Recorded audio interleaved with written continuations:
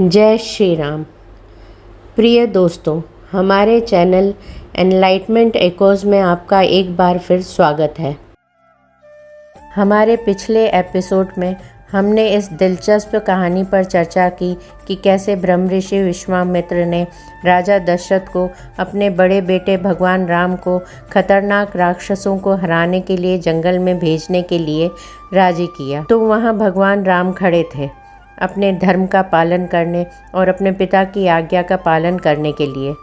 वे तैयार थे, अटूट दृढ़ संकल्प के साथ। वह अपने समर्पित भाई लक्ष्मण के साथ इस पवित्र यात्रा पर निकल पड़े।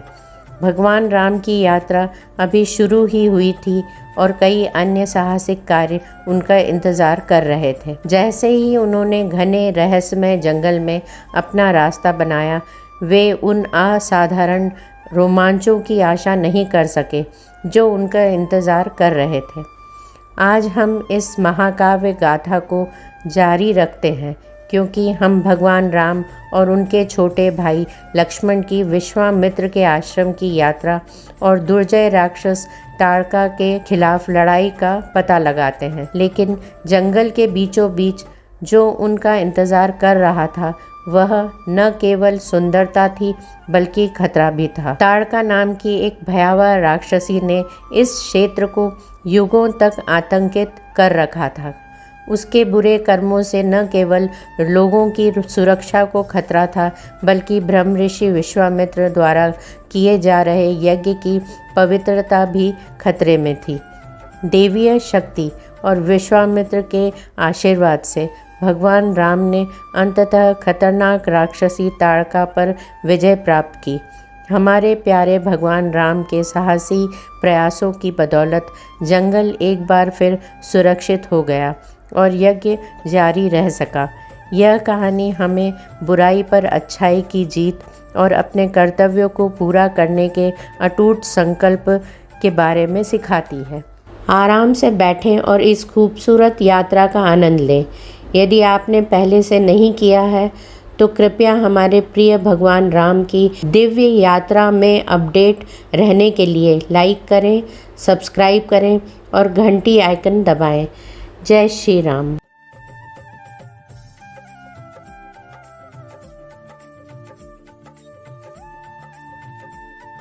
जब रात बीती और प्रभात हुआ तब महामुनि विश्वामित्र ने तिनकों और पत्तों के बिछौने पर सोए हुए उन दोनों ककुस्थवंशी राजकुमारों से कहा, नरश्रेष्ठ राम, तुम्हारे जैसे पुत्र को पाकर महारानी कौशल्या सुपुत्र जननी कही जाती है।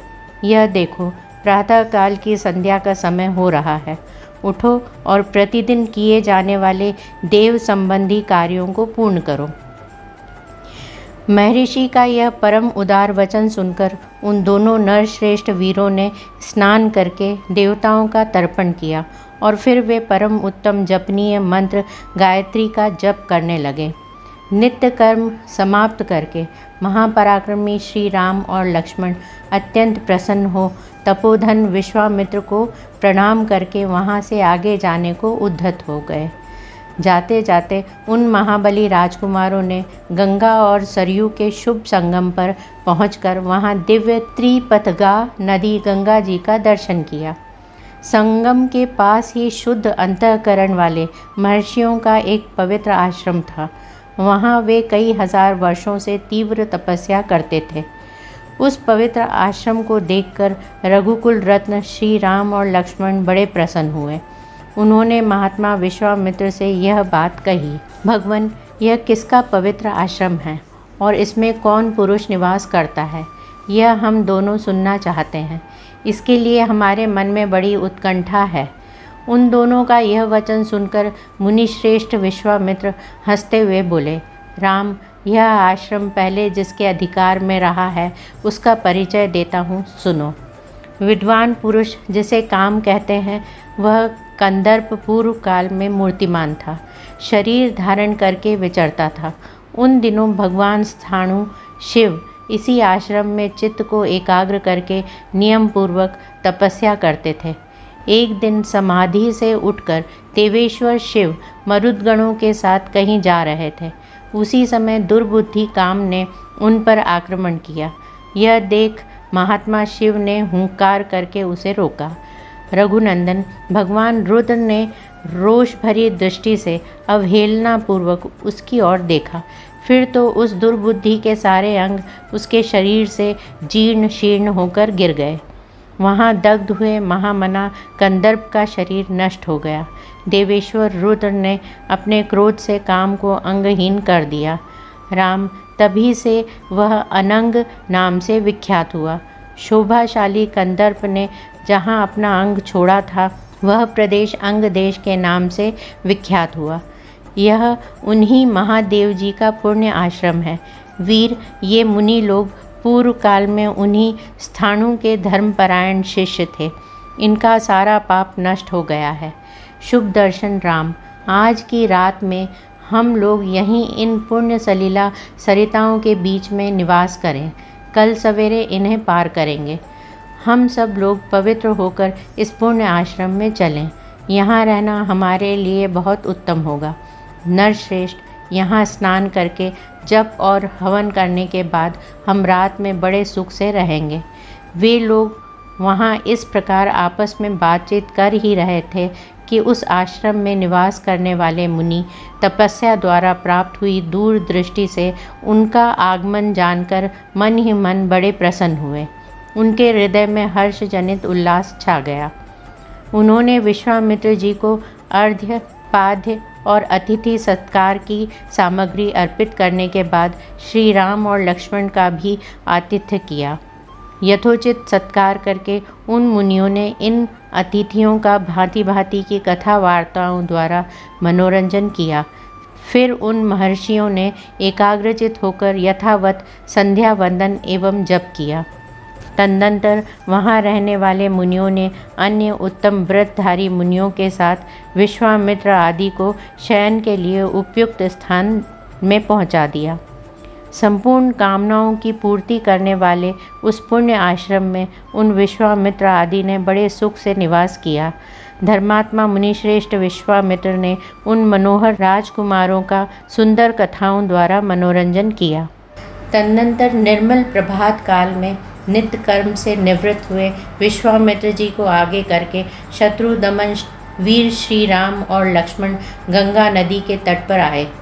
उस समय उत्तम व्रत का पालन करने वाले उन पुण्याश्रम निवासी महात्मा मुनियों ने एक सुंदर नाव मंगवाकर विश्वामित्र जी से कहा, महर्षि, आप इन राजकुमारों को आगे करके इस नाव पर बैठ जाइए और मार्ग को निर्विघ्नतापूर्वक तय कीजिए, जिससे विलंब न हो।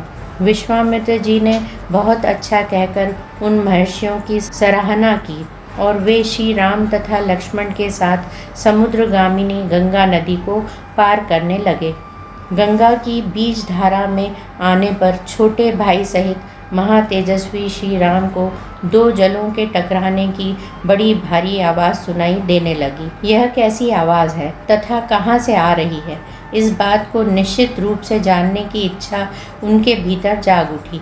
तब श्री राम ने नदी के मध्य भाग में मुनिवर विश्वामित्र से पूछा, जल के परस्पर मिलने से यहाँ ऐसी तुमुल ध्वनि क्यों हो रही है? श्री रामचंद्र जी के वचन में इस रहस्य को जानने की उत्कंठा भरी हुई थी।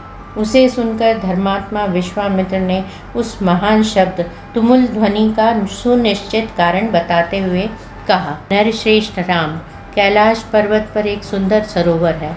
उसे ब्रह्मा जी ने अपने मानसिक संकल्प से प्रकट किया था। मन के द्वारा प्रकट होने से ही वह उत्तम सरोवर मानस कहलाता है। उस सरोवर से एक नदी निकली है जो अयोध्यापुरी से सटकर बहती है। ब्रह्मसर से निकलने के कारण वह पवित्र नदी सरयू के नाम से विख्यात है। उसी का जल गंगा जी में मिल रहा है। दो नदियों के जलों के संघर्ष से ही यह भारी आवाज़ हो रही है, जिसकी कहीं तुलना नहीं है। राम, अपने मन को संयम में रखकर इस संगम के जल को प्रणाम करो। यह सुनकर उन दोनों अत्यंत धर्मात्मा भाइयों ने उन दोनों नदियों को प्रणाम किया और गंगा जी के दक्षिण किनारे पर उतरकर वे दोनों बंधु जल्दी जल्दी पैर बढ़ाते हुए चलने लगे। उस समय इक्ष्वाकु नंदन राजकुमार श्री राम ने अपने सामने एक भयंकर वन देखा, जिसमें मनुष्यों के आने जाने का कोई चिन्ह नहीं था। उसे देखकर उन्होंने मुनिवर विश्वामित्र से पूछा, गुरुदेव, यह वन तो बड़ा ही अद्भुत एवं दुर्गम है। यहाँ चारों ओर झिल्लियों की झनकार सुनाई देती है। भयानक हिंसक जंतु भरे हुए हैं। भयंकर बोली बोलने वाले पक्षी सब और फैले हुए हैं। नाना प्रकार के विहंगम भीषण स्वर में चहचहा रहे हैं। सिंह, व्याघ्र, सुअर और हाथी भी इस जंगल की शोभा बढ़ा रहे हैं।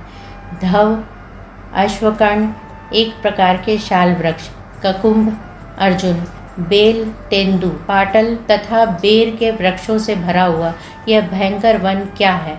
इसका क्या नाम है? तब महातेजस्वी महामुनि विश्वामित्र ने उनसे कहा, वत्स, ककुस्थ नंदन, यह भयंकर वन जिसके अधिकार में रहा है उसका परिचय सुनो। नरश्रेष्ठ, पूर्व काल में यहाँ 2 समृद्धिशाली जनपद थे, मलद और करुष। ये दोनों देश देवताओं के अप्रयत्न से निर्मित हुए थे। राम, पहले की बात है, वृतासुर का वध करने के पश्चात देवराज इंद्र मल से लिप्त हो गए। क्षुधा ने भी उन्हें धर दबाया और उनके भीतर ब्रह्म हत्या प्रविष्ट हो गई। तब देवताओं तथा तपोधन ऋषियों ने मलिन इंद्र को यहाँ गंगा जल से भरे हुए कलशों द्वारा नहलाया तथा उनके मल और कारुष क्षुधा को छुड़ा दी। इस भूभाग में देवराज इंद्र के शरीर से उत्पन्न हुए मल और कारुष को देकर देवता लोग बड़े प्रसन्न हुए। इंद्र पूर्ववत निर्मल, निष्करुष, क्षुधाहीन एवं शुद्ध हो गए। तब उन्होंने प्रसन्न होकर इस देश को यह उत्तम वर प्रदान किया।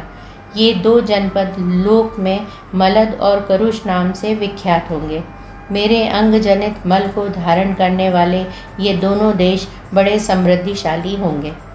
बुद्धिमान इंद्र के द्वारा की गई उस देश की वह पूजा देखकर देवताओं ने पाक शासन को बारंबार साधुवाद दिया।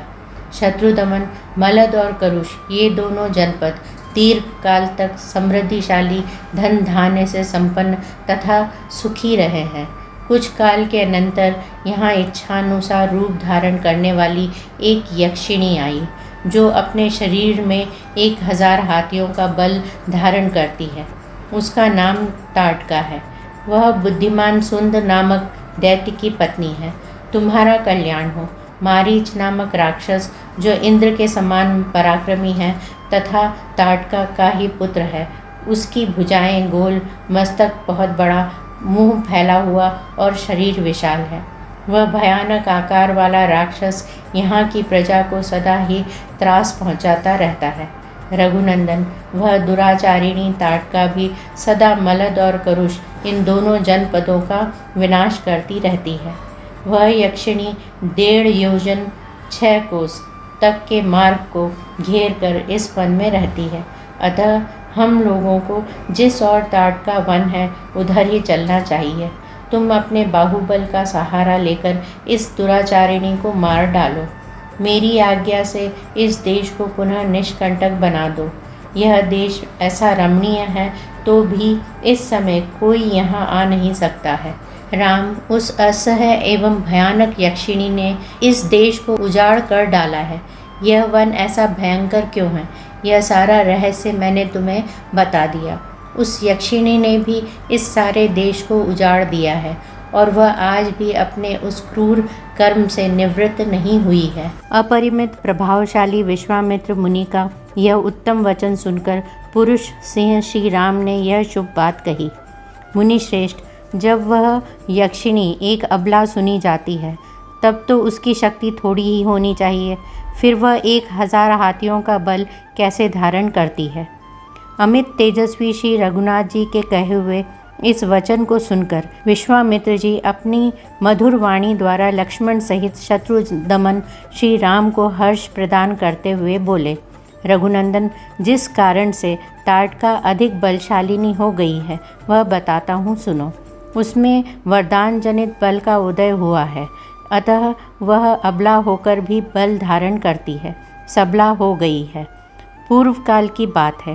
सुकेतु नाम से प्रसिद्ध एक महान यक्ष थे। वे बड़े पराक्रमी और सदाचारी थे, परंतु उन्हें कोई संतान नहीं थी। इसलिए उन्होंने बड़ी भारी तपस्या की। श्री राम यक्षराज सुकेतु की उस तपस्या से ब्रह्मा जी को बड़ी प्रसन्नता हुई। उन्होंने सुकेतु को एक कन्या रत्न प्रदान किया जिसका नाम ताड़का था। ब्रह्मा जी ने उस कन्या को 1000 हाथियों के समान बल दे दिया, परंतु उन महायशस्वी पितामह ने उस यक्ष को पुत्र नहीं ही दिया। उसके संकल्प के अनुसार पुत्र प्राप्त हो जाने पर उसके द्वारा जनता का अत्यधिक उत्पीड़न होता, यही सोचकर ब्रह्मा जी ने पुत्र नहीं दिया। धीरे धीरे वह यक्ष बालिका बढ़ने लगी और बढ़कर रूप यौवन से सुशोभित होने लगी। उस अवस्था में सुकेतु ने अपनी उस यशस्विनी कन्या को जम्भपुत्र सुंद के हाथ में उसकी पत्नी के रूप में दे दिया। कुछ काल के बाद उस यक्षी ताड़का ने मारीच नाम से प्रसिद्ध एक दुर्जय पुत्र को जन्म दिया, जो अगस्त्य मुनि के शाप से राक्षस हो गया। श्री राम अगस्त्य ने भी शाप देकर ताड़का पति सुंद को भी मार डाला। उसके मारे जाने पर ताड़का पुत्र सहित जाकर मुनिवर अगस्त्य को भी मौत के घाट उतार देने की इच्छा करने लगी। वह कुपित हो मुनि को खा जाने के लिए गर्जना करती हुई दौड़ी। उसे आती देख भगवान अगस्त्य मुनि ने मारीच से कहा, तू देवयोनि रूप का परित्याग करके राक्षस भाव को प्राप्त हो जा। फिर अत्यंत अमर्ष में भरे हुए ऋषि ने ताड़का को भी शाप दे दिया, तू विकराल मुख वाली नरभक्षिणी राक्षसी हो जा। तू है तो महायक्षी, परंतु अब शीघ्र ही इस रूप को त्याग कर तेरा भयंकर रूप हो जाए। इस प्रकार शाप मिलने के कारण ताड़का का अमर्ष और भी बढ़ गया। वह क्रोध से मूर्छित हो उठी और उन दिनों अगस्त्य जी जहाँ रहते थे उस सुंदर देश को उजाड़ने लगी। रघुनंदन, तुम गौओं और ब्राह्मणों का हित करने के लिए दुष्ट पराक्रम वाली इस भयंकर दुराचारिणी यक्षी का वध कर डालो। रघुकुल को आनंदित करने वाले वीर, इस शापग्रस्त ताड़का को मारने के लिए तीनों लोकों में तुम्हारे सिवा दूसरा कोई पुरुष समर्थ नहीं है।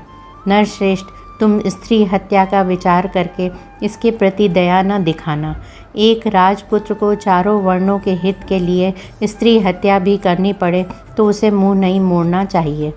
प्रजापालक नरेश को प्रजाजनों की रक्षा के लिए क्रूरतापूर्ण या क्रूरता रहित, पातक युक्त अथवा सदोष कर्म भी करना पड़े तो कर लेना चाहिए। यह बात उसे सदा ही ध्यान में रखनी चाहिए। जिनके ऊपर राज्य के पालन का भार है उनका तो यह सनातन धर्म है। ककुस्तकुल नंदन, ताड़का महापापिनी है, उसमें धर्म का लेश मात्र भी नहीं है, अतः उसे मार डालो। नरेश्वर, सुना जाता है कि पूर्व काल में विरोचन की पुत्री मंथरा सारी पृथ्वी का नाश कर डालना चाहती थी। उसके इस विचार को जानकर इंद्र ने उसका वध कर डाला। श्री राम प्राचीन काल में शुक्राचार्य की माता तथा भृगु की पतिव्रता पत्नी त्रिभुवन को इंद्र से शून्य कर देना चाहती थी। यह जानकर भगवान विष्णु ने उनको मार डाला। इन्होंने तथा अन्य बहुत से महामनस्वी पुरुष प्रवर राजकुमारों ने पापचारिणी स्त्रियों का वध किया है। नरेश्वर, अतः तुम भी मेरी आज्ञा से दया अथवा घृणा को त्याग कर इस राक्षसी को मार डालो। मुनि के ये उत्साह भरे वचन सुनकर दृढ़तापूर्वक उत्तम व्रत का पालन करने वाले राजकुमार श्री राम ने हाथ जोड़कर उत्तर दिया, भगवान, अयोध्या में मेरे पिता महामना महाराज दशरथ ने अन्य गुरुजनों के बीच मुझे यह उपदेश दिया था कि बेटा, तुम पिता के कहने से पिता के वचनों का गौरव रखने के लिए कुशिक नंदन विश्वामित्र की आज्ञा का निशंक होकर पालन करना, कभी भी उनकी बात की अवहेलना न करना। अतः मैं पिताजी के उस उपदेश को सुनकर आप ब्रह्मवादी महात्मा की आज्ञा से ताड़का वध संबंधी कार्य को उत्तम मानकर करूँगा, इसमें संदेह नहीं है। गौ, ब्राह्मण तथा समूचे देश का हित करने के लिए मैं आप जैसे अनुपम प्रभावशाली महात्मा के आदेश का पालन करने को सब प्रकार से तैयार हूँ। ऐसा कहकर शत्रुदमन श्री राम ने धनुष के मध्य भाग में मुट्ठी बांधकर उसे जोर से पकड़ा और उसकी प्रत्यंचा पर तीव्र टंकार दी। उसकी आवाज़ से संपूर्ण दिशाएं गूंज उठी। उस शब्द से ताड़का वन में रहने वाले समस्त प्राणी थर्रा उठे। ताड़का भी उस टंकार घोष से पहले तो किम कर्तव्य विमूढ़ हो उठी, परंतु फिर कुछ सोचकर अत्यंत क्रोध में भर गई। उस शब्द को सुनकर वह राक्षसी क्रोध से अचेत सी हो गई। उसे सुनते ही वह जहाँ से आवाज़ आई थी उसी दिशा की ओर रोषपूर्वक दौड़ी। उसके शरीर की ऊंचाई बहुत अधिक थी। उसकी मुखाकृति विकृत दिखाई देती थी।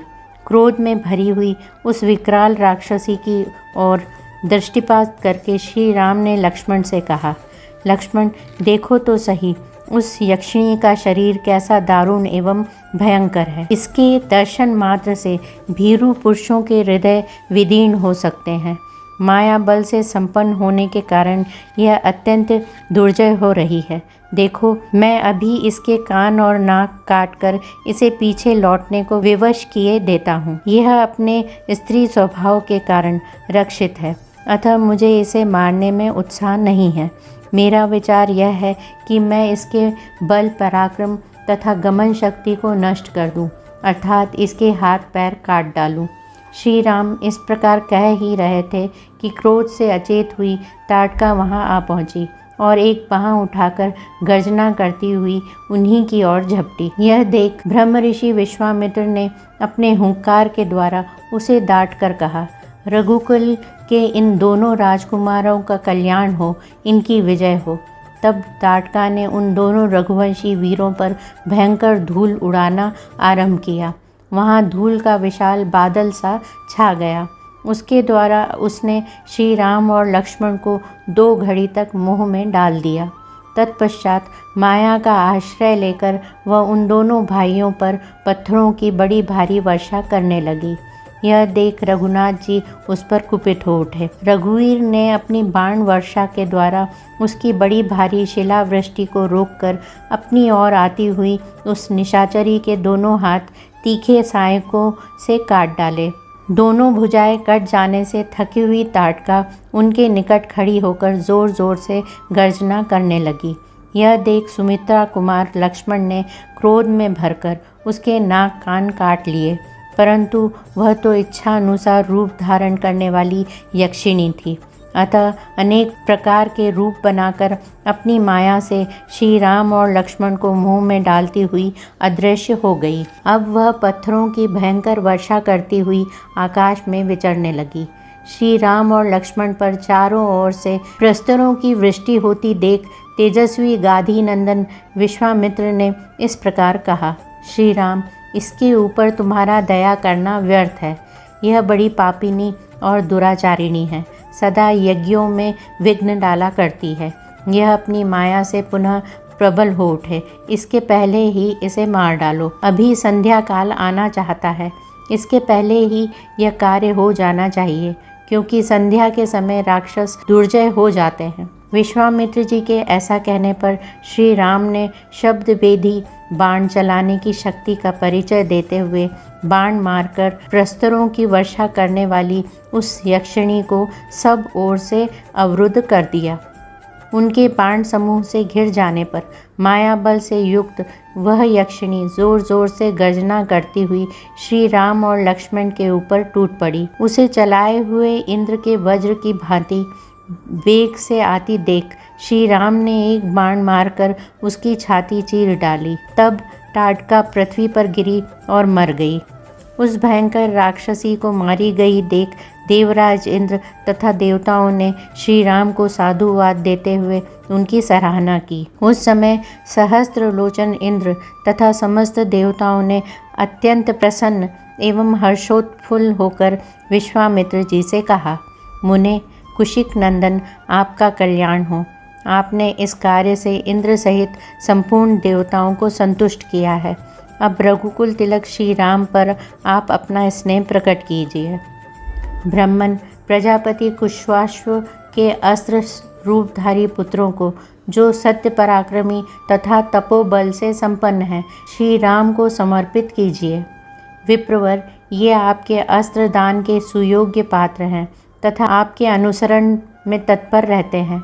राजकुमार श्री राम के द्वारा देवताओं का महान कार्य संपन्न होने वाला है। ऐसा कहकर सभी देवता विश्वामित्र जी की प्रशंसा करते हुए प्रसन्नतापूर्वक आकाश मार्ग से चले गए। तत्पश्चात संध्या हो गई। तदनंतर ताटका वध से संतुष्ट हुए मुनिवर विश्वामित्र ने श्री रामचंद्र जी का मस्तक सूंघकर उनसे यह बात कही। शुभ दर्शन राम, आज की रात में हम लोग यहीं निवास करें, कल सवेरे अपने आश्रम पर चलेंगे। विश्वामित्र जी की यह बात सुनकर दशरथ कुमार श्री राम बड़े प्रसन्न हुए। उन्होंने ताटका वन में रहकर वह रात्रि बड़े सुख से व्यतीत की। उसी दिन वह वन शाप मुक्त होकर रमणीय शोभा से संपन्न हो गया और चैत्र रथ वन की भांति अपनी मनोहर छटा दिखाने लगा। यक्ष कन्या ताटका का वध करके श्री रामचंद्र जी देवताओं तथा सिद्ध समूहों की प्रशंसा के पात्र बन गए। उन्होंने प्रातःकाल की प्रतीक्षा करते हुए विश्वामित्र जी के साथ ताटका वन में निवास किया। धन्यवाद कि आपने हमारे साथ इस ज्ञानपूर्ण सफ़र पर साझा किया। न भूलें एनलाइटमेंट एकोज़ को लाइक, शेयर और सब्सक्राइब करना।